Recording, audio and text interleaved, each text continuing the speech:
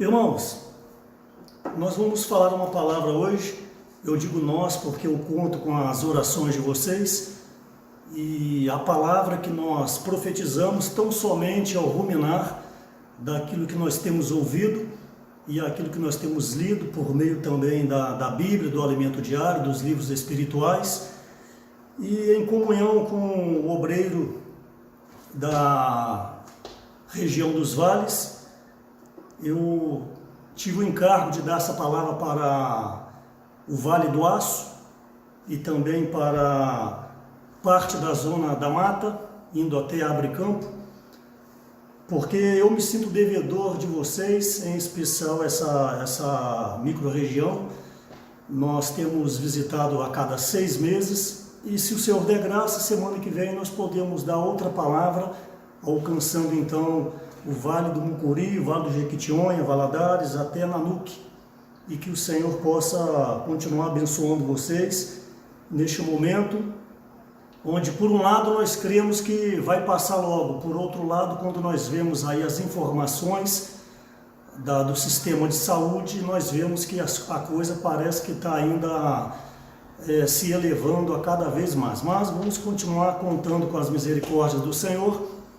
E enquanto isso, enquanto a gente não pode estar presencialmente, nós devemos então aproveitar as oportunidades e tomar as palavras que temos ouvidos por meio da mídia, e também a leitura íntima na nossa casa, com a nossa família, e até mesmo a leitura individual.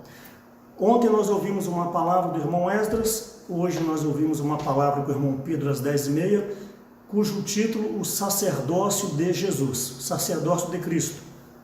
E eu já vinha ruminando a palavra durante a semana, e o meu encargo hoje seria falar de Hebreus capítulo 10, e o irmão Pedro justamente hoje tocou também em Hebreus capítulo 10. Eu não necessariamente vou tocar nos pontos que ele tocou, porque aquela mensagem ela é muito profunda com respeito ao sacerdócio, com respeito ali à questão de Melquisedeque, com respeito à questão da antiga aliança e a nova aliança. São pontos ainda que ele mesmo vai ruminar, e nós então precisamos aprender a anotar. Até mesmo essa mensagem de hoje, eu gostaria que vocês anotassem as mensagens.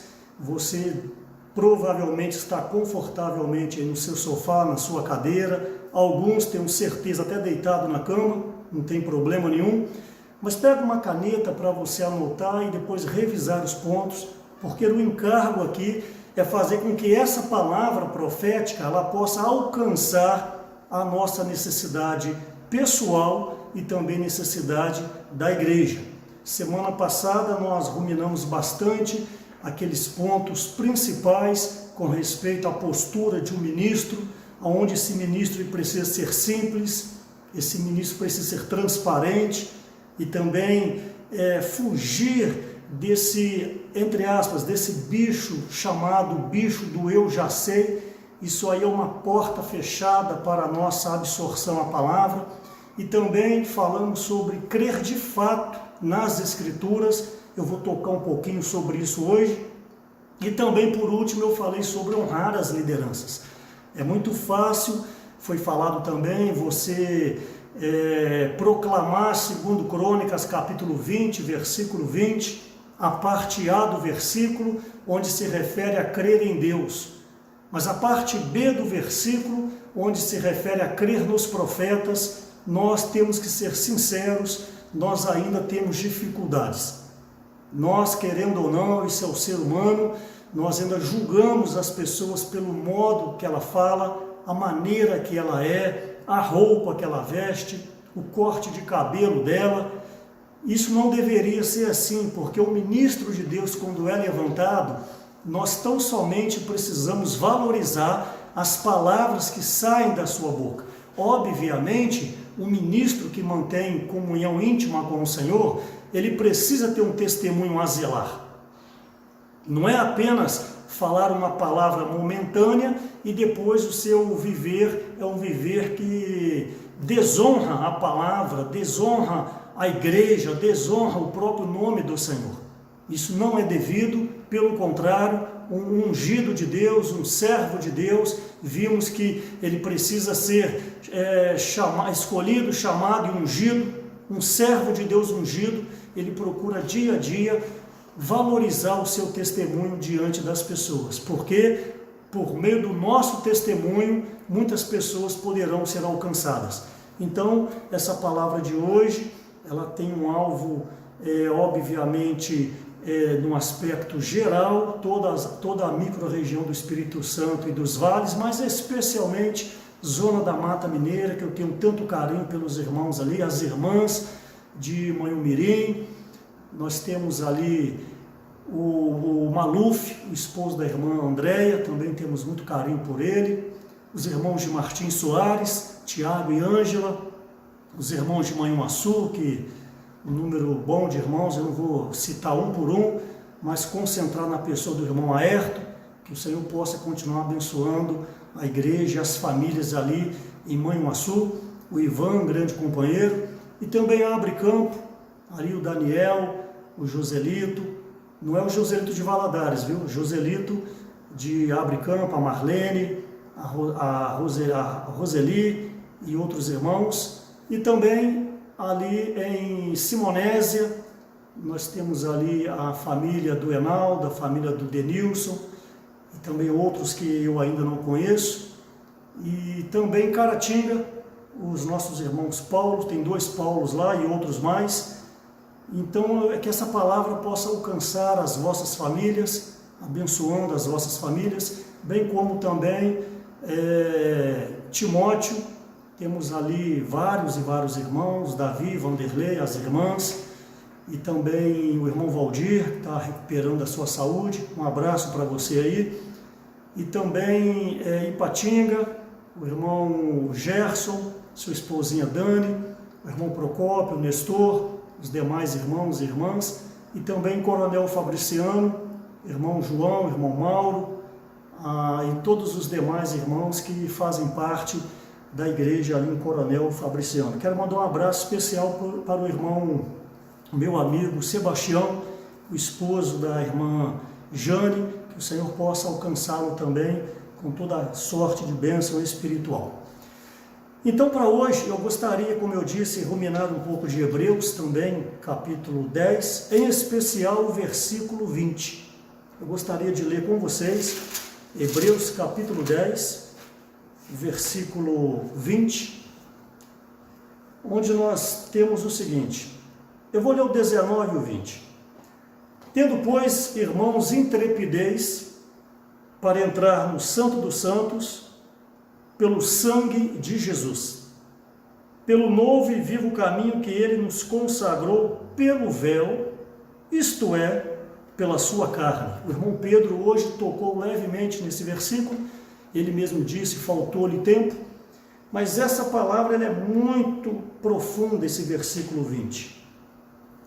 O 19 nos encoraja a entrar, e o versículo 20, pelo novo e vivo caminho que ele, Cristo Jesus, nos consagrou pelo véu, isto é, pela sua carne. Então, se essa mensagem tem um tema, eu gostaria de falar o novo e vivo caminho que ele nos consagrou pelo véu. O novo e vivo caminho que ele nos consagrou pelo véu. Ele, Jesus, obviamente. Eu ainda não posso deixar de tocar na questão da transição da antiga aliança para a nova aliança. Já é a terceira mensagem que eu toco nesse assunto, nessa introdução, porque ela precisa ficar bem clara para nós, porque se não há uma transição adequada, mesmo nós cristãos neotestamentários, cristãos do Novo Testamento, que não vivemos na antiga aliança, mas os costumes podem nos impedir de tocar nessa nova aliança, cuja base é o Espírito. Vimos semana passada.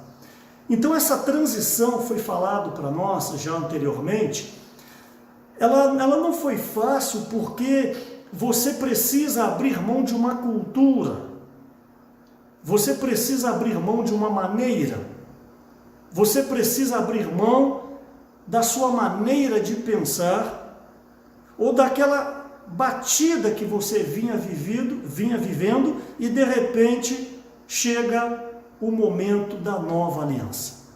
Então toda transição, eu bati bem sobre isso, toda transição não é fácil. Na sua empresa mesmo, quando troca o gerente, na sua escola, quando troca o diretor, não é fácil a transição. Então os judeus, em especial os fariseus e os saduceus, e também os herodianos, eles tiveram muita dificuldade para poder receber o falar do Senhor Jesus. Isso desde já João Batista. João Batista vinha pregando o batismo de arrependimento como precursor do Senhor Jesus, e ele não foi recebido. Por quê? Porque a transição, como eu acabei de falar, não é fácil. O grande problema é que, na teoria, na letra, os judeus, eles se apegavam ao falar de Moisés. E não estava errado, porque a referência deles era Moisés, e diga-se de passagem, Moisés foi o servo levantado por Deus. O homem que falava face a face, boca a boca com Deus. Nunca houve outro como Moisés, e nós não estamos aqui argumentando, não estamos aqui rebaixando o ministério de Moisés. Eu não tenho tempo para detalhar tudo, mas diga-se de passagem que o primeiro ministro da antiga aliança foi Moisés. Isso a partir de Êxodo capítulo 19. Vimos em mensagens anteriores que um ministério é para um povo. O ministério não é para uma família, o ministério não é para uma pessoa. Sim, existem vários ministérios individuais que Deus dá, mas esses ministérios precisam ser colocados, agregados, inseridos no ministério, que é o ministério da edificação do corpo de Cristo, o ministério da edificação da igreja, que é o ministério do Espírito e da vida.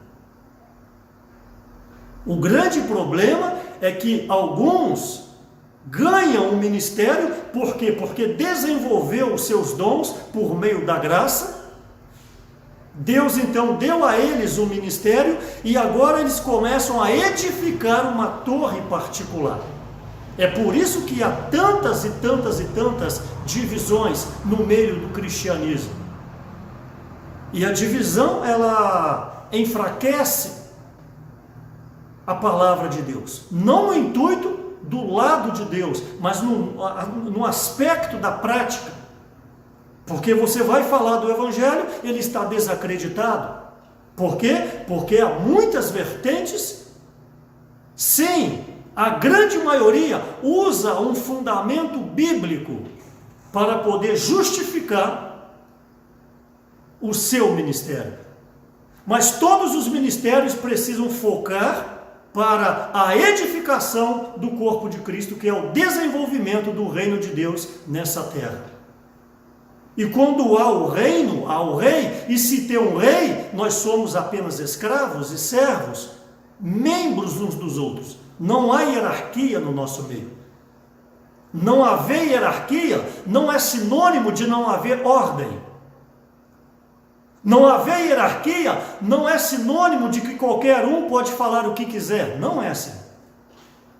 Não há hierarquia com respeito a você dominar um rebanho, a você querer a primazia para você, colocando as coisas de Deus em segundo plano.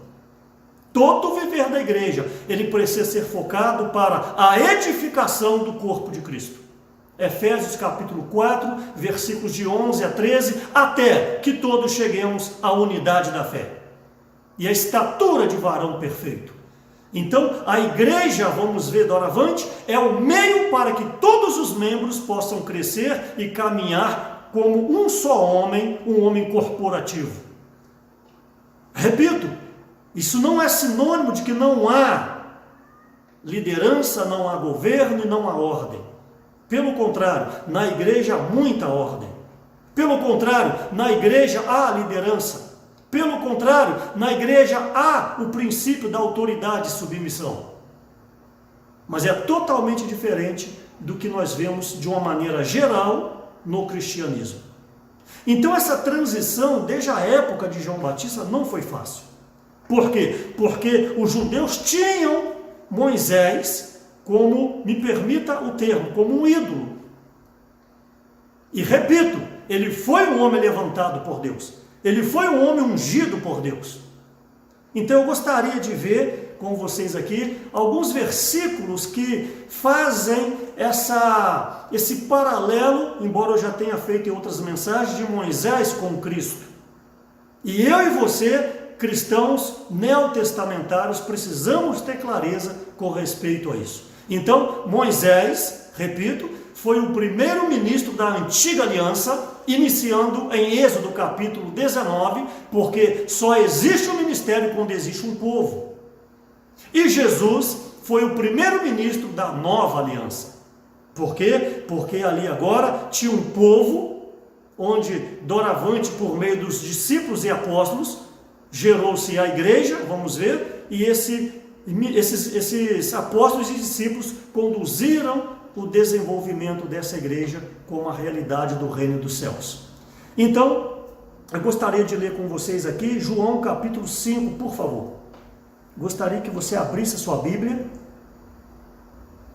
e anotasse também, para que depois você possa estar constituído dessa palavra, para poder passar para as pessoas do seu convívio. Então, João capítulo 5, versículo 46 a princípio. 45. João 5, 45.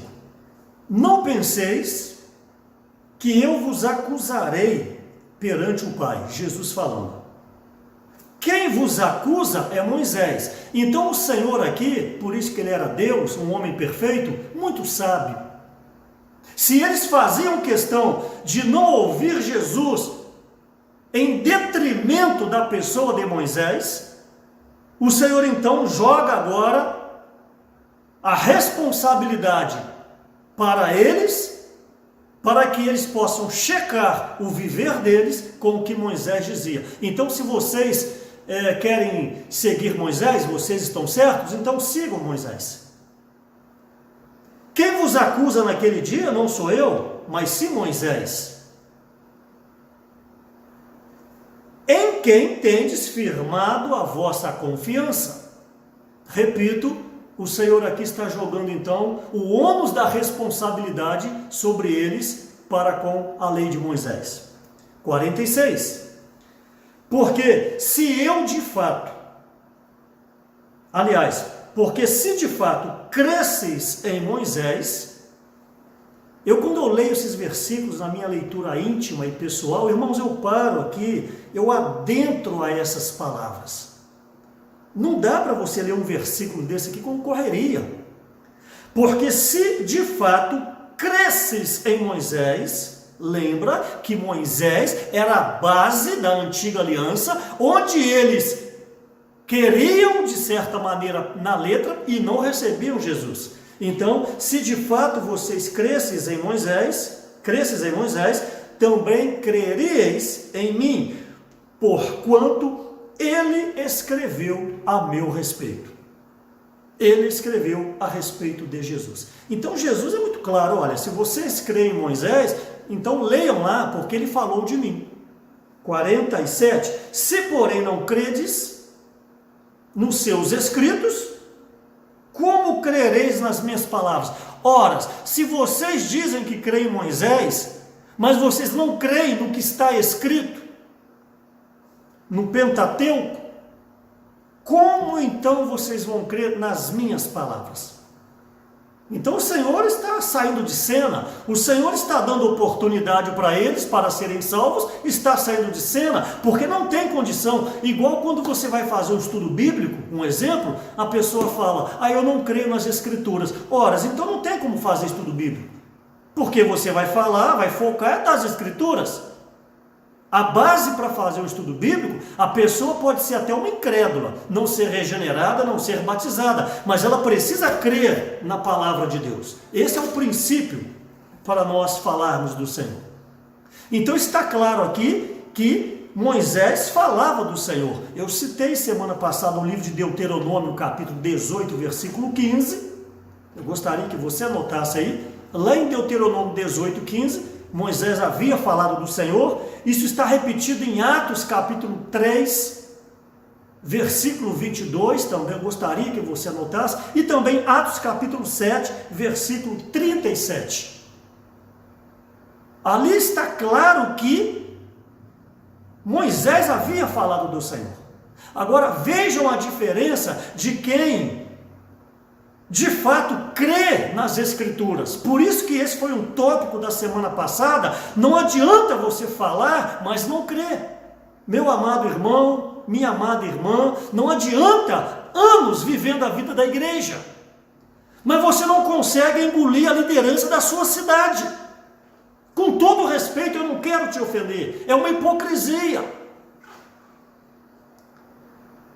É uma hipocrisia você falar que crê no Senhor, que crê nas palavras, mas não consegue estar colimados à liderança da sua cidade.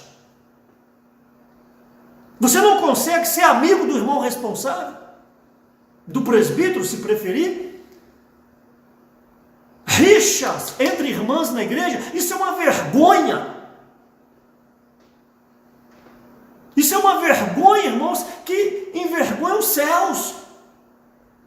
Paulo fala para nós, o só haver pequena demanda entre vós é perfeita derrota. É uma grande vergonha um membro da igreja ter um problema com a liderança. A liderança é a boca de Deus, a liderança é o enviado de Deus. Sim, se a liderança estiver errada, não é problema seu. Eu li semana passada sobre o que o nosso amado e saudoso irmão Samuel Mar, que já dormiu no Senhor, ele fez ali, os irmãos compilaram um pouco da experiência dele no alimento diário. Com respeito a ofertas, com respeito a outros itens, ele preferia ser um bobo e confiar nos irmãos, porque no tribunal ele vai ser livre, e esse irmão que estava enganando vai ser julgado. Então não se preocupa em dar sua opinião, não se preocupa em ficar falando não concordo, não vai dar certo. Você não foi chamado para concordar, você não foi chamado para opinar. Eu não estou dizendo que numa vida normal da igreja, debaixo da harmonia, da comunhão, que não haja as opiniões, os pontos de vista. Isso existe, porque somos seres humanos. Eu estou dizendo você pontuar o seu pensamento para causar problema na igreja. Então eu rogo a vocês, toda picuinha, todo problema, lança por terra, para que naquele dia eu e você não fiquemos fora do reino por causa de uma manifestação da vida da alma. Chega, irmãos, não há tempo mais de ficar com problema na vida da igreja. Em nome de Jesus. Mas teve uma pessoa que ouviu o falar do Senhor e se recordou da palavra de Moisés. E essa pessoa se chama Filipe. Não é Felipe, é Filipe. Eu gostaria de ler em João capítulo 1, por favor. João capítulo 1, versículo 45. Olha o que é crer na palavra. João capítulo 1, versículo 45 diz: Filipe encontrou a Natanael e disse-lhe: achamos aquele de quem Moisés escreveu na lei, Jesus é o Senhor. Achamos aquele de quem Moisés escreveu na lei. Então essa é a postura de um ministro da nova aliança. Você lê, você se constitui, mas quando a palavra chega, você será. Então nós precisamos tomar aqui o princípio de Filipe. Filipe não era qualquer pessoa, Filipe era alguém que servia na igreja, me permita aplicar. Filipe, ele servia no serviço de recepção, Filipe servia no serviço de criança, Filipe servia na cozinha, no serviço de inscrição. Você, meu amado irmão, você, minha amada irmã que serve na igreja, deixa eu lhe fazer uma pergunta. Você serve por servir ou você tem apreço, encargo e disposição para servir, para que o seu serviço coopere com a edificação da igreja? Por exemplo, você que é da recepção, você é alguém que cumpre escala, chega lá e fica em pé e acaba a reunião, vai embora, mas aquele serviço não agregou o Cristo na sua fé. Qual é a motivação? O porquê que você serve? Você serve para quê? É a pergunta que eu faço. Todo serviço precisa somar com a edificação do corpo de Cristo. As irmãs que estão cuidando das crianças, elas não estão lá para calar as crianças. Elas não estão lá para passar o tempo para as crianças não importunarem os pais e a reunião. Não. Essas irmãs estão ali, ou irmãos, é para infundir, colocar, inserir Cristo dentro dessa criança, para que na adolescência ela venha a crer e receber o Senhor Jesus.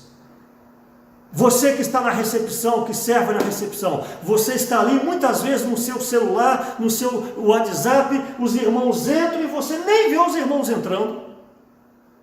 Não, você está ali é para desejar uma boa reunião, uma boa noite, que Deus te abençoe, bom desfrute, e você está ali também intercedendo pelo serviço de música, você está ali intercedendo pela palavra. Irmãos, temos que mudar nossa mente.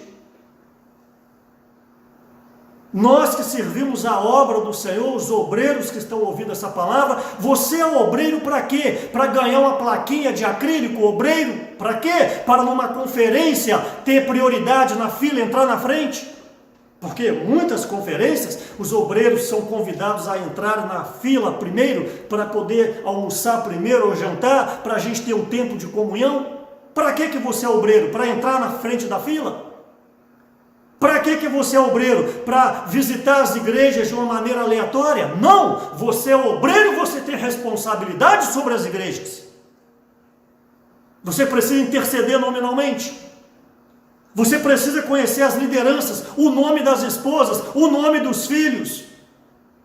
Você precisa ter um contato, pelo menos quinzenal, apacentando as igrejas. Essa é a função de um obreiro. Vai ver a vida de Paulo.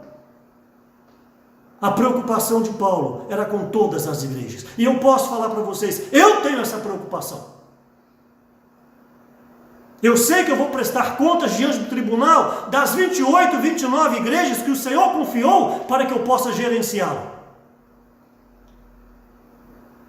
Então nós precisamos, como Filipe, crer na palavra. É um ponto que eu quero bater muito ainda. Não adianta você falar que foi em conferência, que ouviu mensagem, que leu o alimento diário. Qual é o resultado? O que tem produzido na sua vida familiar, na sua vida conjugal, na sua vida social? O que tem produzido essa palavra? Para Filipe, quando ele viu Jesus, ele lembrou-se da palavra e falou: achamos aquele de quem Moisés escreveu e falou, Jesus é o Senhor. Então, essa transição não foi fácil, porque eles estavam focados na maneira. A maneira da igreja hoje, 2020, não é a mesma de 1992, quando eu comecei a reunir. Totalmente diferente. Aqui em 2 Coríntios, eu já falei 30 minutos e não saí da introdução. Ó Senhor Jesus. Ó Senhor Jesus. Mas eu não tenho pretensão de falar os pontos todos que o Senhor colocou no meu coração essa noite. 2 Coríntios, capítulo 3, por favor. O versículo 14 em diante. 2 Coríntios, capítulo 3, versículo 14. Mas os sentidos deles se embotaram, pois até hoje, até o dia de hoje, quando fazem a leitura da antiga aliança, aqui está claro o que eu estou falando. Antiga aliança, nova aliança. A antiga aliança foi até o período de Malaquias, o último livro do Antigo Testamento. 400 anos depois, o período intertestamentário, o Senhor então aparece por meio do anjo Gabriel, já falei sobre isso, para Zacarias, que seria pai de João Batista e Isabel, sua mãe. Então, vindo Jesus, começa então o ministério da nova aliança. O ministério da antiga aliança, a base era o sangue de animais, de bode, de novilho, de pomba. O ministério da nova aliança, a base é o sangue do cordeiro. Pedro tocou muito hoje com respeito ao sangue de bodes, que não apagava, mas cobria os pecados. Ficou muito claro na mensagem hoje. Mas o sangue de Jesus não só cobre, mas apaga, e o Senhor esquece, é o que está no livro de Hebreus. Por isso que todo pecado, não importa o que você cometeu no passado, se arrependa agora em nome de Jesus. Agora mesmo, o problema que você tem com algum irmão, o problema que você tem com alguma liderança, o problema que você tem com alguma irmã, agora mesmo peça perdão ao Senhor e Ele vai te perdoar. Mas na primeira oportunidade que tiver com este irmão ou com essa irmã, também peça perdão a ela e o Senhor perdoa, apaga, e aí nós prosseguiremos para o reino. Então, até hoje, quando é lida a antiga aliança, o mesmo véu permanece, não lhes sendo revelado que em Cristo é removido. Irmãos, tudo é em Cristo. Antes de Cristo era antiga aliança, era uma maneira. Em Cristo, com a vinda de Jesus, é a nova aliança, é outra maneira. Os princípios permanecem, mas as maneiras mudaram. Então não adianta você ficar pensando, antigamente que era bom. Não, mesmo na nova aliança as coisas são dinâmicas. O princípio permanece. Versículo 15. Mas até hoje, quando é lido Moisés. O que é essa referência quando é lido Moisés? Quer dizer, o Antigo Testamento, o Pentateuco, os 5 primeiros livros. Então, quando é lido Moisés, quando é lido o Pentateuco, o véu está posto sobre o coração deles. Quando, porém, algum deles se converte, converte ao Senhor, o véu lhe é retirado.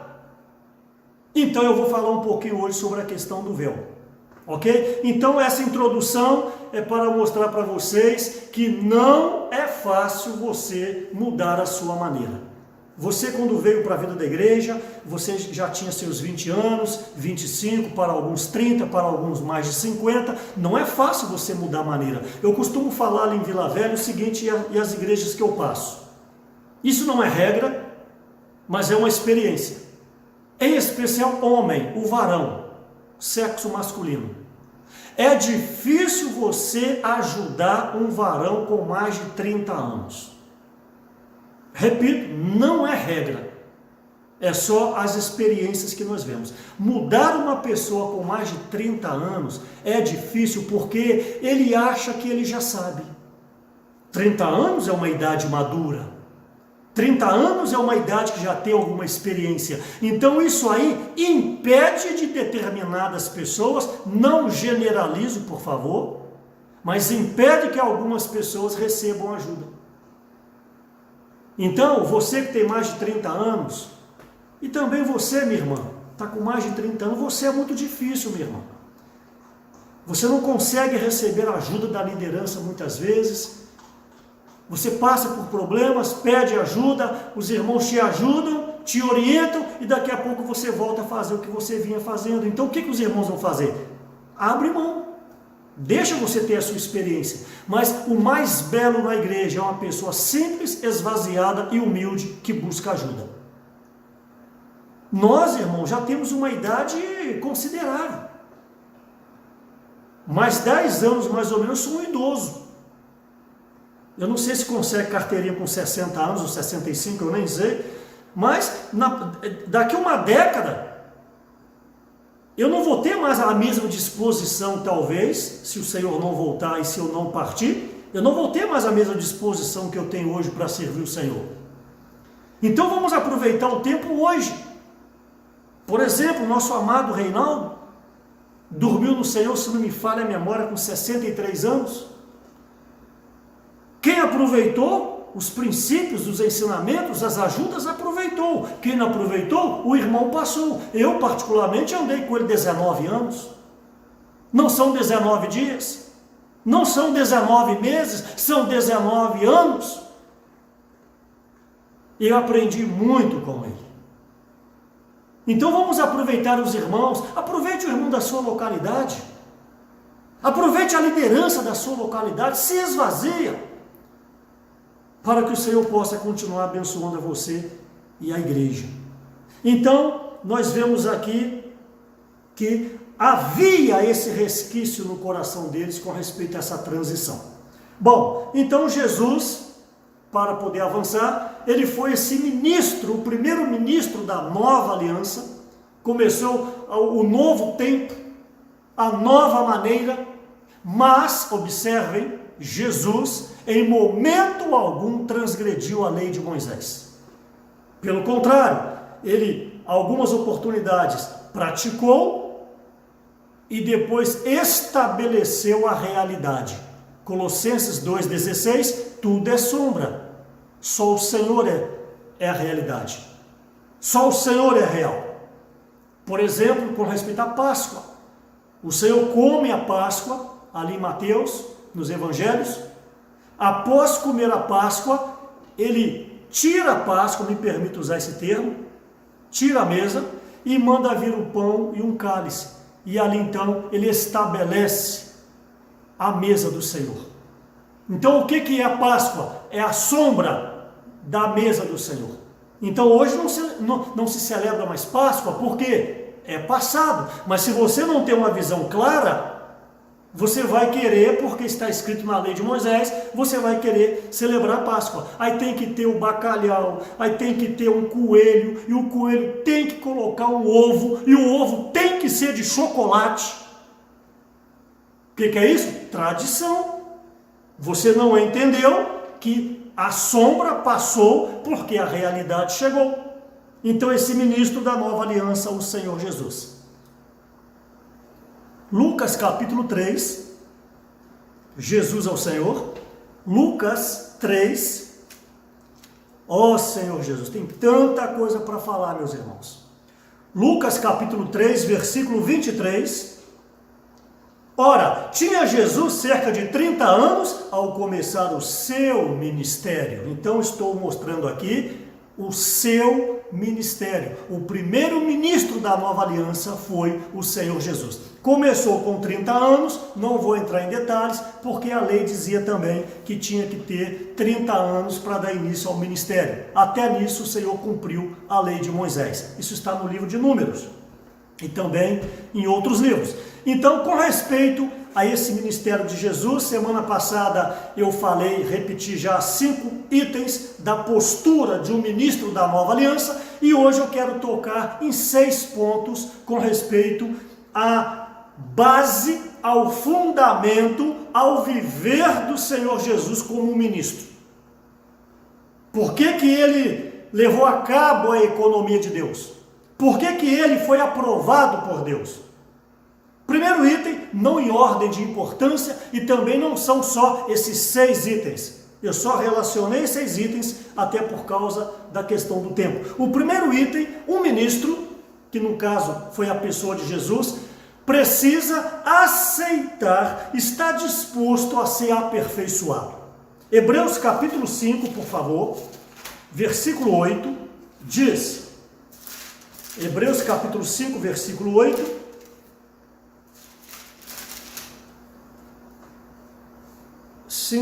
embora sendo filho, aprendeu a obediência pelas coisas que sofreu, e tendo sido aperfeiçoado, se tornou o autor da salvação eterna para todos os que lhe obedecem. Então, aqui mostra que Jesus foi um homem que desde o princípio ele aceitou ser aperfeiçoado. O interior dele estava o Espírito Santo, Mateus 1,18, que era filho de Deus. Mas o homem, a carne, o corpo, nascido de Maria, vou falar daqui a pouco também, ainda precisava ser aperfeiçoado. Por quê? Porque era um homem nascido da carne.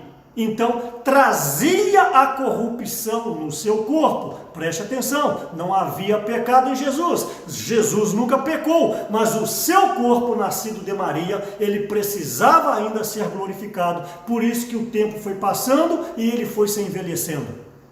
Então, primeiro item do ministério de Jesus, aceitar a ser aperfeiçoado. Eu agora passo para você. Você, na sua localidade, você aceita ser aperfeiçoado? Você aceita quando uma liderança chega perto de você, um líder de grupo familiar chega perto de você e te dá uma instrução? Por exemplo, eu coordeno a questão da palavra em Vila Velha. Os irmãos que vão profetizar, eu que escalo e passo o encargo para eles. Será que se eu chegar perto de você e falar, meu irmão, você tem que diminuir o tempo da sua palavra? Determinada igreja com 15, 20, 30 irmãos, 40 irmãos, não precisa dar uma palavra mais de 30 minutos. Uma igreja maior em números, 50, 60, 70, 80, 45 minutos é o suficiente. Preste atenção, é diferente uma palavra de conferência. É diferente uma palavra como essa, que é uma palavra de direção, uma palavra de orientação. Então demanda-se cerca de 1h, 1h10, 1h20, às vezes até 1h30. Mas eu estou falando a vida normal da igreja na sua localidade. Oriento a vocês, igrejas menores, 30 minutos. Igrejas maiores, 45 minutos. Agora, será que você aceita essa orientação? Será que você aceita esse aperfeiçoamento? Ou você retruca? Ou você fecha o coração? Ou você fala, não é assim não? Olha o princípio de Jesus. Embora sendo filho, embora sendo o próprio Deus, pela obediência, aceitava ser aperfeiçoado. Cheque a sua vida em nome de Jesus e veja se você aceita a ajuda dos irmãos. O segundo item do nosso Senhor, ele era alguém que tinha constante comunhão com o Pai. Você pode lembrar-se de Lucas 6,12, onde Jesus passou a noite inteira orando a Deus, e também Mateus capítulo 26, versículo 39, quando ele adiantou-se um pouco, foi a orar e depois ele clamou, Senhor, se possível, passe de mim esse cálice. O Senhor, então, era alguém que tinha constante comunhão com Deus. O ministro da nova aliança, ele precisa, eu vou mexer com você agora, ele precisa amar a leitura. Ontem veio uma pessoa aqui para poder fazer alguma coisa para mim, aí viu esses livros. Eu falei, aqui eu tenho cerca de 1.300 livros. Ele falou, você sabe quantos livros que eu li na minha vida? Ele perguntou. Eu falei, quantos? Ele falou assim, no máximo 2. Na vida dele, já tem 40 anos. Mas vamos passar para nós, que a vida da igreja é regida por leitura. Meu amado irmão, minha amada irmã, quem lê, vê. Apocalipse capítulo 1, bem-aventurados que leem. Então, se você ainda não gosta de leitura, lamento te dizer, você não tem uma visão clara da obra de Deus. Não basta só ouvir. Para o iletrado, tudo bem. Com todo respeito, para o cego, tudo bem. Mas para você que Deus lhe deu as faculdades todas em dia, funcionando, você tem que colocar o seu coração para a leitura. Peça a Deus e Ele lhe dará o desejo.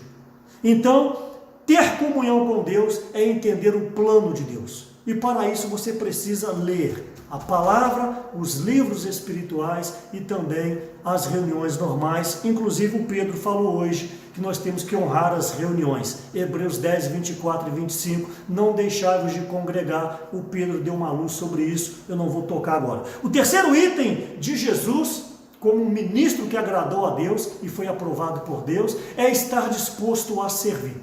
Por exemplo, o livro de João, capítulo 5, versículo 17, o Senhor falou, meu Pai trabalha até agora e eu também trabalho.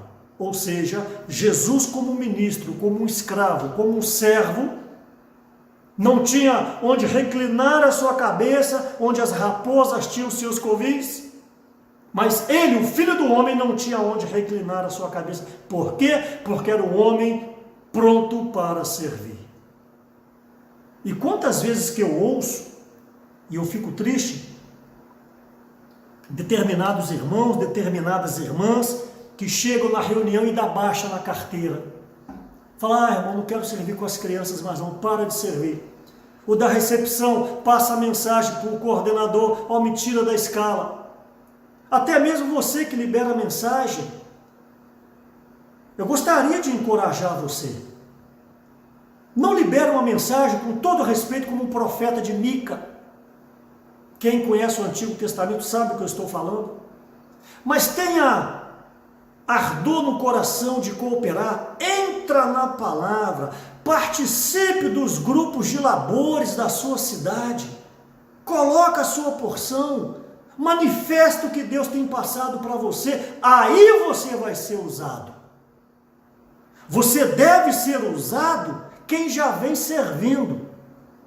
Não é ser usado para você começar a servir. A vida da igreja é orgânica. A vida da igreja não tem política. A vida da igreja é uma vida sem hipocrisia, é uma vida verdadeira. Estamos na época de quarentena. Será que você tem desfrutado mais, igual ou menos? Eu tenho para mim que talvez alguns, não sei, não posso julgar, tenham desfrutado menos, porque tem mais tempo para televisão, tem mais tempo para fazer aquilo outro, e a palavra vai ficando para trás. Então, reserve um tempo santo, sagrado, e entre na palavra, entre na oração, peça para Deus falar para você. Eu estou falando para você que é um profeta que profetiza na sua igreja. Um profeta tem que estar com um bom depósito cheio. Um profeta tem que manejar a palavra. Um profeta tem que estar constituído do encargo. Um profeta tem que ruminar o que está sendo falado para nós. Não é um profeta técnico. Palavra alinhada, não deixou nenhum ponto do alimento diário para trás, mas é uma palavra técnica. Nós não estamos encorajando a profetas maravilhosos para serem aplaudidos. Nós estamos aqui pedindo profetas que entram no encargo, aplica essa palavra e apresenta aos irmãos da sua localidade como uma comida bem cozida, e você pode então saciar os irmãos. Mas para isso, tem que ser alguém que tenha constante comunhão com Deus e disposto a servir. Jesus sempre estava disposto a servir. Gostaria que você revisse então o seu desempenho na igreja, na sua localidade. Os irmãos do Vale do Aço, os irmãos da Zona da Mata Mineira, parte dela, veja a sua disposição para servir na sua localidade como está. E também essa palavra alcança todos aqueles que estão ouvindo. O outro item, Jesus negava-se a si mesmo. Por exemplo, João capítulo 5, versículo 30, eu não vim fazer a minha própria vontade, mas a daquele que me enviou. Então Jesus tinha um constante negar-se a si mesmo, uma constante tomar a cruz como seu viver. Outro item, Jesus não buscava a sua glória. João capítulo 8, esse versículo eu gostaria de ler, João capítulo 8, versículo 50, preste atenção no que Jesus disse, 8,50, eu não procuro a minha própria glória, eu não procuro a minha própria glória, capítulo 7, 18, 7, 18, quem fala por si mesmo está procurando a sua própria glória. Então, um ministro, ele não pode querer reinventar a roda. Deixa eu falar uma palavra que ninguém falou. Deixa eu falar uma palavra inédita. Nós estamos aqui não é para roubar a glória de ninguém. Nós estamos aqui para solidificar as palavras que têm sido faladas para nós. Não tenho tempo de abrir mais sobre isso, porque eu tenho ainda muitas coisas para falar. Então, o ministro não busca a sua própria glória. Eu gostaria que vocês considerassem isso na sua localidade. Você que é coordenador de serviço, você que é um líder da igreja, você que é um obreiro, você que é uma coordenadora, muito cuidado para não atrair glória para si. Estamos vendo agora no meio político os últimos acontecimentos, não detalho nomes e nem nada, mas tem muita gente querendo glória para si. Mesmo que isso custe puxar o tapete do próximo, que isso não haja na igreja. Fuja da glória, dessa glória terrenal. Satanás quis dar a glória para Jesus, levando a um pináculo. Fuja dessa glória terrenal. E o último item, Jesus não falava as suas próprias palavras. Está no livro de João capítulo 12, versículo 49. João 12, 49. Porque eu não tenho falado por mim mesmo, mas o Pai que me enviou, esse me tem prescrito o que dizer e o que anunciar. Então, Jesus, ele estava disposto a ser aperfeiçoado, ele tinha constante comunhão com Deus, estava pronto para servir, ele não buscava a sua própria glória e ele não falava as suas palavras próprias. Antes ele falava as palavras que o Senhor lhe dava. Então, disposto a ser aperfeiçoado, constante comunhão com o Senhor, pronto para servir, negava-se a si mesmo, negava-se a si mesmo, não buscava a sua glória e não falava o que ele queria. Esses 6 itens eu gostaria que vocês ruminassem bastante e aplicassem na sua experiência. Quer que eu repita? Vou repetir. Então vamos lá. Disposto a ser aperfeiçoado, constante comunhão com o Senhor, está pronto para servir, negava-se a si mesmo, Jesus, não buscava a sua glória e não falava as suas próprias palavras. Se nós, como ministro de uma nova aliança, observarmos esses 6 itens, o viver da igreja vai mudar e nós cresceremos em vida e em número. Ok? O que produziu esse ministério de Jesus? Eu estou com 53 minutos de palavra. Vou tentar falar até 1h10. O que produziu esse ministério de Jesus? Vale lembrar que o ministério não é um amontoado de doutrinas. O ministério é o viver do ministro. Se não tem ministro, o ministério é morto. Então o ministério depende do ministro. E quem são esses ministros? Nós somos esses ministros da nova aliança. Mas não quer dizer porque você é um ministro que você vai ser aprovado. Deus lhe deu a incumbência, Deus lhe deu a maneira, Deus lhe deu a vida. Agora cabe a cada ministro, irmão e irmã, desenvolver o seu ministério, mas vinculado ao ministério da edificação da igreja. Você precisa de muito tato para entender essa palavra. Não é sair por aí agora fazendo. Não, existe uma coordenação na igreja. Não, existe uma liderança da igreja que você tem que se submeter. Existe uma liderança de obra, que são os obreiros. Existe a liderança nacional, que são os cooperadores. Então que você desenvolva-se, que você trabalhe debaixo dessa orientação. Ok? O que o ministério de Jesus então produziu? O ministério de Jesus, ele produziu a igreja. A meta para essa era é a igreja. Mas a meta final de Deus não é a igreja. A igreja é o meio para nos conduzir ao reino, que vai nos conduzir à Nova Jerusalém. Mas para essa era, a meta é a edificação da igreja. Então o ministério de Jesus, ele produziu a igreja. Ele falou sobre isso em Mateus 16. Essa igreja, eu gostaria que vocês também prestassem muita atenção. Lembre-se que de Gênesis a Apocalipse há uma linha que mantém a unidade e a coerência. Na presciência de Deus, ao criar o homem, Deus já sabia que este homem iria cair. Na presciência de Deus.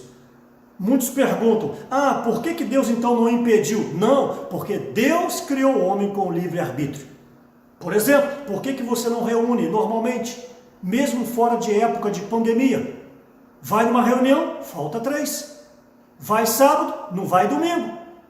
O irmão aparece, você não tem certeza se ele vem amanhã. É um irmão, é uma irmã oscilante. E olha que eu conheço a maioria de vocês. Você, meu irmão, você, minha irmã, precisa ouvir o que está sendo falado pelos apóstolos. Não deixeis de congregar. Aí você vem com um monte de justificativa. Eu não fui por causa disso. Eu não fui por causa daquilo. E tem aqueles ainda falsos espirituais que falam, não precisa congregar sempre não. Qual capítulo e qual versículo, eu te pergunto. Se a palavra mostra para nós, o apóstolo está falando para nós, eu estou falando para vocês, e você ainda retruca, o que é isso? Coração fechado. Você vai continuar como você é, só que os seus anos estão acabando. Você tinha 20 anos, hoje você está com 55 anos. Você quer ainda chocar para ver o que vai dar lá na frente? Eu não correria esse risco. Eu preferiria crer nas Escrituras. Faça como Filipe. Não faça como os fariseus. Temos que reunir sempre. A reunião é a nossa vida. A reunião é a nossa necessidade. Fomos salvos para congregar.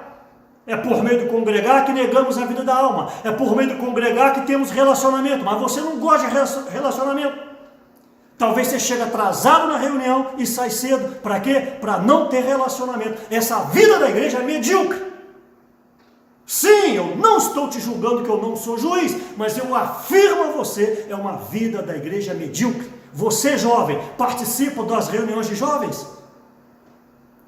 Você, adolescente, pré-adolescente, jovens, as reuniões que a igreja promove pelo aplicativo, você nunca aparece.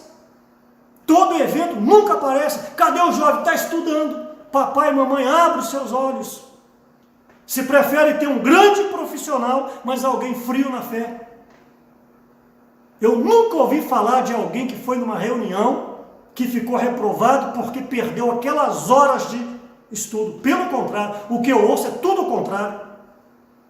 Quando se dedica às coisas do Senhor, busca as coisas do Senhor, se preocupa com as coisas do Pai, Ele se preocupa com as nossas coisas. Isso é um ato de fé. Papai e mamãe, envolvam seus filhos na vida da igreja. Então produziu a igreja. Essa igreja, então, como eu estava dizendo, ela, na presciência de Deus, ela foi planejada em Gênesis 1:26. Quando Deus criou o homem, juntou a Trindade, Pai, Filho e Espírito Santo, Gênesis 1:26, para criar o homem. Ali Deus planejou o elemento básico da igreja, que é o homem.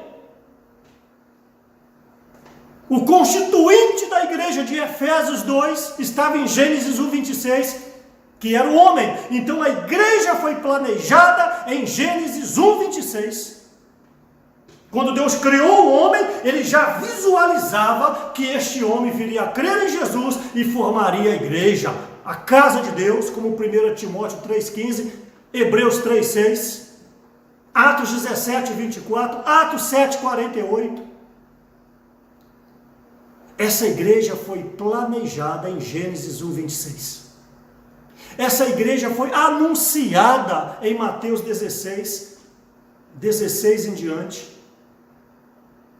E sobre essa pedra, essa rocha, edificarei a minha igreja. É a primeira vez que aparece a palavra igreja na Bíblia. Então a igreja foi anunciada em Mateus 16, a partir do versículo 16. Essa igreja, ela foi gerada em João 19:34, quando perfuraram o lado de Jesus, saiu sangue e água. Sangue é para a vida. Sangue é para a redenção e a água é para a vida. João 19:34. O soldado perfurou o lado de Jesus com a lança, saiu sangue e água. Sangue para a redenção, água para a vida. Essa igreja, ela foi praticada em Atos capítulo 2, na descida do Espírito Santo, a primeira igreja gerada, igreja em Jerusalém. E essa igreja será consumada em Mateus capítulo 24. Ali mostra para nós o versículo 29 ao 31, a descida do Senhor Jesus. Ali ele está então, ele então consumará a sua igreja na totalidade. Não tem como entrar em pormenores agora.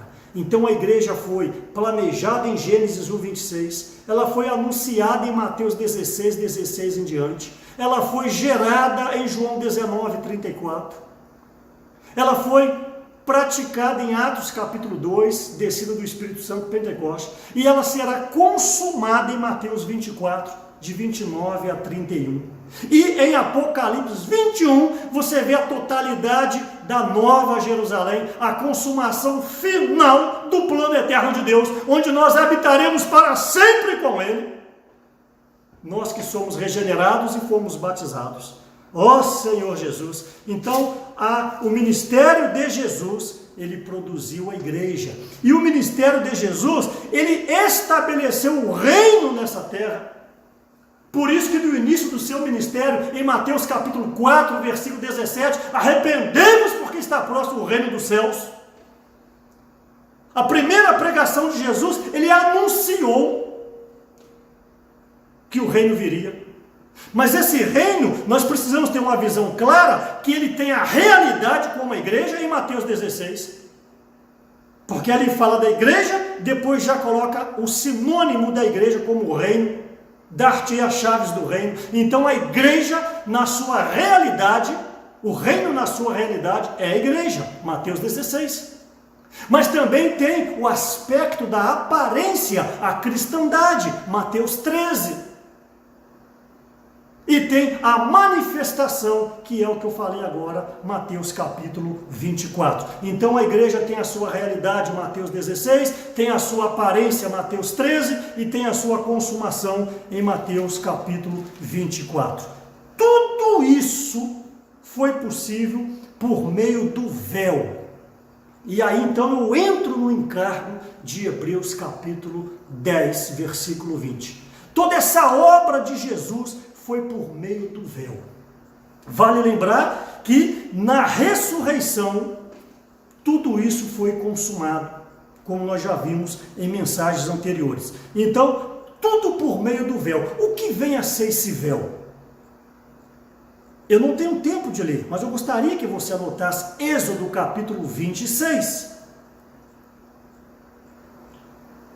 Êxodo capítulo 26, versículo 31 a 35. Ali detalha a questão do tabernáculo, e que do santo lugar, vocês conhecem isso, para o santo dos santos existia um véu. Então, todos os sacerdotes da casa de Arão, todos os dias, eles entravam no santo lugar para poder cuidar do candelabro, da mesa dos pães e do altar de incenso. Todos os dias de manhã e de tarde existia o turno. Por isso que Zacarias, pai de João Batista, quando o anjo Gabriel veio, ele estava num desses turnos. Viu como que é interessante entender a Bíblia? Então todos os dias os sacerdotes entravam, e Arão poderia entrar todos os dias no santo lugar. Mas para adentrar o santo dos santos tinha um véu, como se fosse, aqui eu tenho uma cortina, é como se fosse esse véu. Então, aqui ficava os sacerdotes e Arão. Uma vez por ano, Arão entrava no Santo dos Santos, uma vez por ano, ou Moisés a qualquer hora, mas tinha que passar pelo véu, e o sumo sacerdote Arão não poderia entrar sem sangue. Eu não tenho tempo para detalhar isso. Hebreus é muito profundo nisso, Êxodo é muito profundo nisso. Então, por que fala pelo véu? Que eu falei que a obra de Jesus foi por meio do véu. Eu gostaria, por favor, que vocês lessem comigo Mateus primeiro, capítulo 27. Vamos acelerar um pouquinho. Mateus capítulo 27. Essa é uma mensagem que 2 horas era pouco. Mateus capítulo 27, versículo 51. Preste atenção. 50 em diante. Mateus 27. E Jesus, clamando outra vez, Jesus pregado, crucificado, clamando outra vez, com grande voz, entregou o Espírito. 51. Bem firme. E eis que o véu do santuário rasgou em 2 partes, de alto a baixo, tremeu a terra, fenderam-se as rochas. Então, esse véu, ele era colocado em 3 colunas. 3 colunas. Que era o Pai, o Filho e o Espírito. Ele tinha ali 3 aberturas, me permito dizer. Quando esse véu rasgou, a palavra diz que ele rasgou de cima a baixo. O normal, quando você vai rasgar um tecido, nessa posição, é você pegar de baixo a cima. Mas o véu foi rasgado de cima a baixo, representando que partiu de Deus. Foi Deus que rasgou esse véu de cima a baixo. Então, agora lendo Hebreus, fazendo conexão com Mateus, Hebreus 6, 19, por favor. Hebreus capítulo 6, 19. Diz o seguinte: a qual temos por âncora da alma, segura e firme, que penetra além do véu. Que penetra além do véu, ok? Versículo 20. Onde Jesus, como precursor, entrou por nós, tendo se tornado sumo sacerdote para sempre, segundo a ordem de Melquisedeque. Então aqui diz, Jesus como precursor. João Batista foi o precursor para introduzir Jesus. Agora Jesus, além do véu, que representa os céus, ele foi o precursor por nós. Então por isso que Hebreus 10 fala que ele abriu um novo e vivo caminho, isto é, pelo véu que é a sua carne. Capítulo 10. Estou adiantando a leitura. Hebreus 10, 19.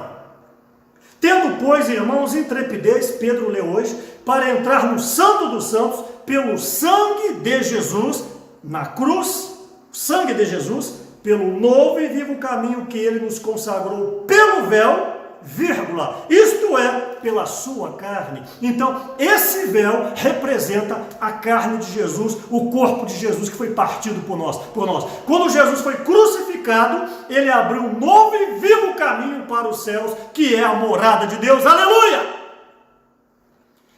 Irmão, isso é maravilhoso, isso me impulsiona, isso me aquece. O véu já foi rasgado. E você em casa dizendo que não precisa reunir. Jesus rasga a sua carne para lhe dar vida. E você em casa, não é bem assim não. Jesus sofreu dores em Isaías 53 para dar vida eterna para você. E você em casa preocupando em formar o seu filho, formar a sua filha. E pouco se lixando se ele está forte no lado espiritual. O que vai permanecer é o Espírito. O canudo vai passar, o dinheiro vai passar, a sua vida vai passar, mas o Espírito amalgamado ao Senhor, este vai permanecer. Por isso vale a pena viver a vida da igreja, pelo novo e vivo caminho. Então esse véu do santuário, quando Jesus foi crucificado, ele foi rasgado de baixo a cima, dizendo que o Senhor abriu um novo e vivo caminho para os céus. Isso é fabuloso. Nós já vimos isso recentemente, que isso ocorreu na ressurreição de Atos 13, 33. Tu és meu filho, eu hoje te gerei. Como hoje? Se já era filho de Deus, lembra no início da mensagem que eu falei que o Espírito, o que estava dentro do homem Jesus, era filho de Deus? Mateus 1,18, o que entrou em Maria, mas o corpo de Jesus, carne, não era filho de Deus, era filho de Maria. E a palavra diz que carne e sangue não herdam o reino dos céus. Então, o viver de Jesus como alguém aperfeiçoado, como alguém com constante comunhão, como alguém pronto para servir, como alguém que negava-se a si mesmo, como alguém que não buscava a sua glória, como alguém que não falava suas próprias palavras, teve um viver ilibado, um ministro de uma nova aliança. Então, na ressurreição, teve o silêncio. Na morte teve o silêncio. Será que Deus aceitou? 3 dias depois, Jesus é o Senhor. Jesus reaparece, ele ressuscita. O que é ressurreição? Ressurreição é a prova que Deus deu que a obra do ministro da nova aliança, Jesus, foi aceita. Então agora Jesus foi assunto aos céus. Pela primeira vez, agora você entende a palavra precursor.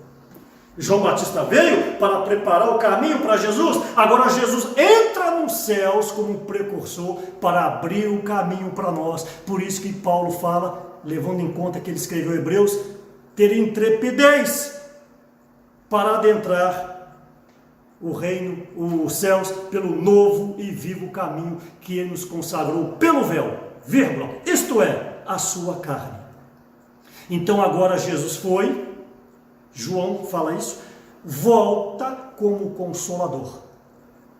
Mas ele havia dito antes o seguinte, antes de ir, ele falou, eu preciso ir para preparar lugar para vocês. Aí o alimento diário dessa semana, na quinta-feira, eu não vou ler por causa do tempo, na página 65, fala sobre isso, que este lugar que Jesus foi preparar é o próprio Pai. O Pai é esse lugar. O Pai é a glória. Jesus então, João 17, 4 e 5, ele foi glorificado. E agora esse caminho foi aberto para nós e nós então podemos adentrar a essa glória.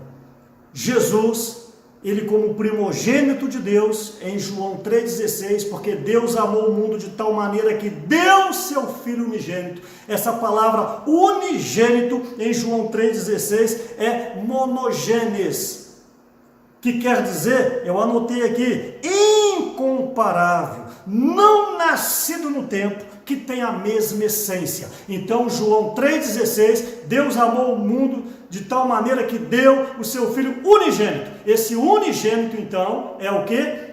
Monogênes, incomparável, não nascido no tempo e que tem a mesma essência. Agora Colossenses 1,15, o primogênito, está escrito lá, já no grego é prototokos, que quer dizer preeminência, ou o primeiro em série. Isso não te encoraja? Aleluia! Quem é Jesus? O primeiro em série. Então o primogênito de João 3,16 é aquele filho que estava com o pai. O primogênito de Colossenses 1,15 é o primogênito que entrou aos céus por meio do véu e agora é como se fosse o primeiro de uma série, e essa série você está incluído. Então, como ministro, encerrando, como ministro de uma nova aliança, nós precisamos entender que este lugar é o próprio Pai. O Pai é o lugar que o Senhor foi preparar para nós, e nós, se praticarmos essa palavra, nós então seremos dignos de entrarmos na morada do Senhor. Irmãos, o véu já foi rasgado. Aqueça o seu interior. Clame a Deus para você amar a leitura. Clame a Deus para te dar arrependimento dos seus pecados. Clame a Deus para você servir a Deus, para que Ele possa se agradar de você como Ele se agradou do Senhor. Jesus ao Senhor. Um grande abraço para as igrejas do Vale do Aço. Um grande abraço para as igrejas da Zona da Mata. E um grande abraço para todo o Espírito Santo e para toda a micro-região de Minas Gerais. Amo vocês. Vocês não sabem a dificuldade que está sendo para mim, alguém que viajava todas as semanas, e está aqui impedido por causa dessa pandemia. Para mim tem sido muito difícil, porque a minha alegria, creia, por favor, puxa o meu espírito para você crer. A minha alegria é estar com você. A minha alegria é estar com a igreja em Vila Velha, a minha alegria é estar com as igrejas da micro-região, é abraçar vocês, apertar as mãos de vocês. Essa é a incumbência que Deus deu para mim. Lembrando a vocês que esse aplicativo do Twitch, a cada 15 dias, ele apaga as mensagens. Hoje mesmo, apagou a mensagem que eu falei há 15 dias, aqui mesmo neste lugar, e eu tenho visto um grande número de irmãos vendo essas mensagens, mais de 250 irmãos nessa mensagem que foi apagada hoje, e parece que tem uma questão de economia de espaço, não dá para permanecer. Então eu tenho baixado essas mensagens, procurado baixar. Depois, caso alguns de vocês não conseguiram ver, vocês podem escrever no meu WhatsApp e eu encaminho para vocês que essas mensagens eu tenho baixado. Só a primeira que eu perdi, que eu não sabia que o aplicativo ele ia apagar. Que o Senhor abençoe vocês, abençoe as vossas famílias, abençoe a saúde de vocês, abençoe o trabalho de vocês e vamos permanecer nessa caminhada. Jesus é o Senhor.